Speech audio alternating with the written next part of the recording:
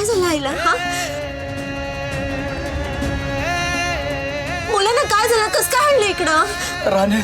राणे अगं आपल्या सुरकीला आपले. हा बुवा, तिला काय? हो काय झालं? बुवा बोला ना, काय झालं आईला?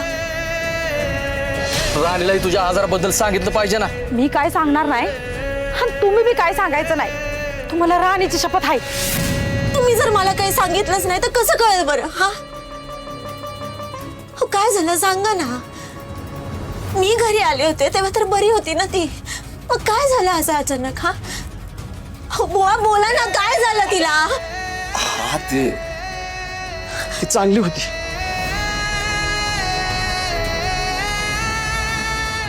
हो, ती बरी होती तर मग हॉस्पिटलमध्ये का आणावं लागलं तिला?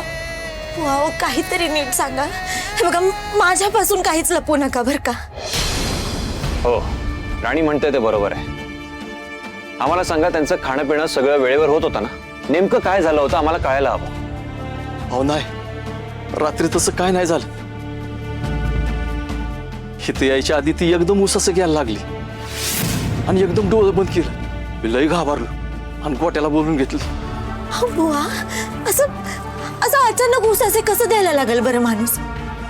हो त्याच्या आधी ती काहीतरी बोलली असेल ना, काहीतरी सांगितलं असेल तुम्हाला. तुमच्यापासून तर काही लपलं नसेल ना? अगं राहण्या सुरके काय सांगते का? तुला माहिती आहे ना. आपण परिस्थिती हाताबाहेर गेली तेव्हा तर तुम्हाला कळलं असेल ना. अहो तसं काय सुद्धा जाणवलं नाही. बुवा असं कसं होईल बरं? तुम्ही मला खरं खरं सांगा. मी आणि सर जेव्हा घरी आलो होतो तेव्हा पण आईला त्रास होत होता ना?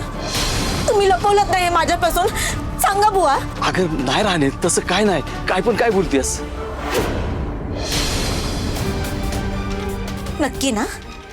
अगं होय, नक्की. ठीक आहे, माझ्या डोक्यावर हात ठेवून हे परत सांगा. बोला की तुम्हाला आईच्या आजारपणाबद्दल काहीच माहिती नव्हतं, आत्ता कळलं?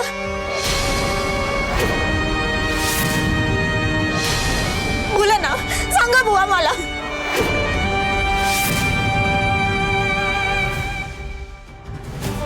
मला माफ कर पोरे. अगं मी तुझ्याशी खोटं बोललो.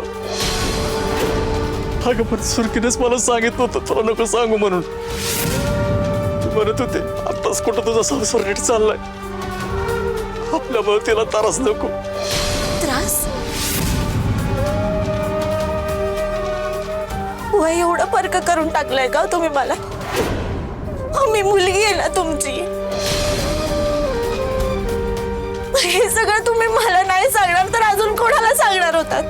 आणि मला सांगा, जर आता माझ्या आईचं काही बरं वाईट झालं तर मी काय करायचंय? माझ्या आई वडिलांच्या एवढ्या कठीण काळामध्ये मी